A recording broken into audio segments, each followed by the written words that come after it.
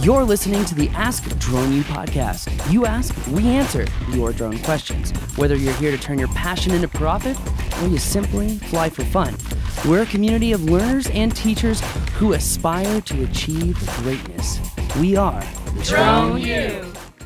Hey everyone, welcome to another hectic episode of Ask Drone U. My name is Paul. And my name is Rob. I don't know that I'm prepared for hectic, but I was just throwing some words out there. All right. But anyway, just want to say a special thank you to our friends at LoomCube for sending over some Loom Cubes and some new mounts, which we will be doing reviews on coming up on February 15th. But I've been flying a lot of Loom Cubes, and I gotta say, they're a lot of fun. They add a whole new dynamic to shooting, even at sunset. It's really a blast. Yeah, and we've got a class on using them, right? Doing some cool stuff with them. Yeah, we've got a whole class on light painting. Which is really cool. It's some pretty neat stuff. And now that I have like 9 of these things, I want to strap all of them to the unique Typhoon H and then just create like an alien spaceship and fly around people's houses and scare the crap out of them. There will be UFO sightings reported if you do that. Literally. We are in New Mexico. I would guarantee you. Just spin it around That a would lot happen. too. Although it doesn't fly that fast, so people will be like, well, I thought it was just going to fly away really, really fast, but it only flew away kind of fast, like the old America. Yeah, but somebody would say, and then it took my dog. You know they would. At least here in New Mexico. Oh, man. Roswell. Out in Roswell. Going down there Friday. Anyway. Anyways, right. Anyway, so yeah. Special thanks to them. Really appreciate it. Special thanks to everyone who supports us. Really do appreciate that as well. Let's just jump right into today's question. Have you been thinking about filming resorts? Have you noticed that a lot of hotels and resorts don't use aerial photos, but you think that they could? Well, what's the minimum viable product here? What kind of drone could you use to get those photos? Or should you just reach for the stars, give them the very best possible, and go from there? That's our discussion for today. Anyway, let's hear it. Hello, my name is Ton Smith, and I'm here in Phoenix, Arizona. I just got my license on December 29th of 2017. Started my business. It's called birdseyeView.com, VUE. But anyway, my question is this. I started off with a Phantom 3 Standard. Been playing around with that for the past couple of months. And then I saw the Mavic, and I wanted the Mavic, and I bought the Mavic just because of convenience. Now, my question is that I want to do hotels because when I look online, I don't see anything as far as hotels for aerial shots, as far as videos and things of that nature. Do you think the Mavic Pro is efficient? Because I just want to use what I have right now. I've already spent over $1,000 for it. So what do you guys think? And once again, I appreciate you guys. Continue to do great things. Thanks. Thank you, Ton, and we appreciate you, actually. Thank you for taking the time, and I think this is, we always say if you've got a question, so do a lot of other people. So do a lot of other people. They're thinking what you're thinking, and I think this is a good example of that. So do they do. Anyway. State of the Union. Yeah, if you're going to watch the State of the Union with an M, you can watch that. It'll be on yesterday. Anyway. All right, Rob. Here's your side of the argument. I have a side? Yeah. Minimum viable product. Trying to get in with the client. Just using what you have. I'm going to take the side of the argument where I want to give the client the very best possible deliverable. So that way someone doesn't come in and steal my business away from me. Meaning they don't try to get in with the hotel to shoot more photos for the hotel. Does that make sense? Right on, yeah. That makes perfect sense. So the question is, can I use a Mavic Pro to shoot resorts? I think the answer is yes. But what you got to be worried about is, number one, are you traveling a long distance? Because if you're not, you're probably going to want to use a better drone.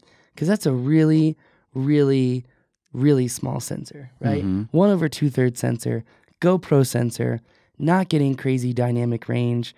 And, you know, can you do it? Yeah, you sure can. You're going to have to take auto exposure bracketing, probably 5 shots, merge them together. You're not going to have a lot of detail in the distant features, but it is possible. Now, for me, I would be worried if I took all these pictures for someone and then someone else came in and they're like, Rob, these are some great drone photos, but let me tell you something. I'm going to make America great again. I'm going to give you the best drone photos you could ever have. I've got a Mavic 5. I mean, a Phantom 5. It's the best Phantom they've ever built. Huge sensor. It's so huge. It's bigger than my eyeball. And this little baby sensor that you got right here with this photo is for like a GoPro. It's like child's play. You want child's play or you want to go huge? And say, show me the pictures. Let me see the difference. And if you got that far, I'd be happy to be working with you. Because a lot of hotels, it's all about who you know. Yeah. So the resort industry is one of those things where it's really all about who you know. It's a good old boy network. Oh, just like any industry, or a good old gal network, forgive me. A good old person network. I see what you did there. A good old person network. Yeah, I see what you did there. In all seriousness. All right, yeah, so that's interesting because I would imagine, you're right. I mean, you're going to be, in many cases, getting these kinds of jobs because, I don't know, a friend of a friend or something like that. And like you said, you're not seeing a lot of drone shots and videography shots from the air from most of these resorts and hotels anyways. So we just lost. We lost command control. We're going to get through these podcasts quick now. Yay. Well, no, I mean, like, here's the thing. If he's going to be doing video on top of photos, would I tell him to use a Mavic? Abso-effing-lutely not. All right. You know why?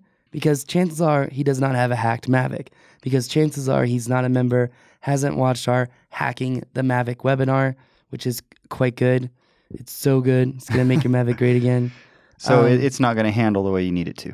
No, you're not going to get smooth shots. Right. You know, whenever I'm teaching someone about videography, I'm like, look, you want to get these cinematic motions, blah, blah, blah. But at the end of every shot, you want to just let the drone float. Make sure it's not going to hit anything, but let it float. Count to 5, maybe even 10, then end your recording. Everyone ends their recording so fast. And there's so many times where you could use these little tidbits of shots to just have extra B-roll to throw in to clip sequences to really make things look better. So if he was doing videography and, I heard, what do you say he had? What do you say other than a Mavic Pro? Phantom 3 Pro, I believe. Yeah, I would have. Might have been a standard. I would have sold my Phantom 3 Pro, bought a Phantom 4 Pro, maybe held off on the Mavic. The Mavic is awesome. Everyone wants the James Bond drone, right? It's cool. So, and we got the Mavic Air coming in Wednesday this week. It is coming tomorrow? Is tomorrow Wednesday? Yeah. Oh, yeah. Okay, cool. Yeah. Then we're doing the review on it on Sunday. So looking forward to seeing that. Yeah, we are looking forward to seeing that. But anyway, cool thing is that it's a very flexible drone. If you're traveling a lot for these resort jobs, I have friends, then all they do is they travel and they negotiate to stay in hotels for drone photos. Yeah. Straight up. That's all they do. So can you do that with a Mavic? You sure freaking can. Yeah, and it's what a fun way to go, at least for a little while. Yeah. Spend a couple months on the road, couple years, I don't know, whatever suits your again, fancy. You're going, like, in 2 years' time, maybe this is your strategy. In 2 years' time, someone could go back there and be like, I got a Phantom 5. It's got a CMOS sensor. It's 40 megapixels. It's huge. Your photos are baby photos. They're Instagram worthy from like 2010. You need new photos. So you are leaving the door open for someone to come in and provide much better imagery. But what about this? What if you're leaving the door open for your own self? You're setting yourself up for future work. I'm glad you took that because that is a very good idea. And if you've already built those relationships, exactly, and you go back there and you're like, look, I got some sweet equipment here. Yeah, and I'm gonna get even better stuff for you. You liked what I did before, right? It was some good stuff. Well, I can do even better. Yeah, and then you show them the example. Be like, here's what you got. Here's what I got. You want 5 stars on Hotels.com? TripAdvisor? This is what you need. That's right. A few drone photos will get you over the hump. I'm just kidding. 4.5 to 5. Actually, I'm noticing that there is a significant difference in a hotel from like 4.2 stars to 4.7 stars. Because like now that I travel as much as I do, I really take notice of these things. So what's your minimum then? I don't have a minimum. What I look for in a hotel is actually pretty basic. They've got to have Wi-Fi and a good breakfast If they don't have a good breakfast in close proximity to where I'm going, then I find a hotel that is near a Denny's or some breakfast place. Waffle House. Because breakfast is really important to me. If you don't get a good breakfast, you're not going to have a good day flying. So that's really important to me.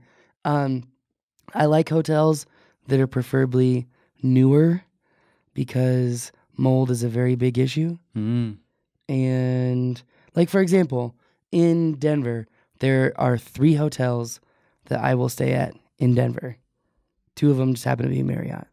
And it's not because I work for Marriott. It's because I actually really like Marriott. But it's Warwick, Denver. Actually, I lied. Only one of them is a Marriott. Embassy Suites. But at least one of them is a Marriott. Yeah, Embassy Suites downtown because their breakfast is so good. And then Marriott Tech Center because their breakfast is good, the staff is incredible, the service is amazing, the rooms are nice, and key kicker here, this is what I look for in every hotel, balcony. Why is that, Paul? Because every room is bigger when it has a balcony. Oh, okay. And it makes you feel more like alive. Yeah, no, it is nice to be able to get some fresh air. I do prefer a room that lets you at least open a window. I don't like being boxed in. Like in every room in Vegas? I don't know. I don't go to Vegas. That's unfortunate. No, it's really not. Anyway, all right, on that bombshell, Rob doesn't go to Vegas. Nope. That is going to do it for us today. Hope this answers the question. Can you do it? Sure. Is it the best idea? Probably not. You probably want some job security. I would recommend a bigger sensor, especially this year, because we're going to be seeing a new Phantom 5. We're going to be seeing a new Inspire.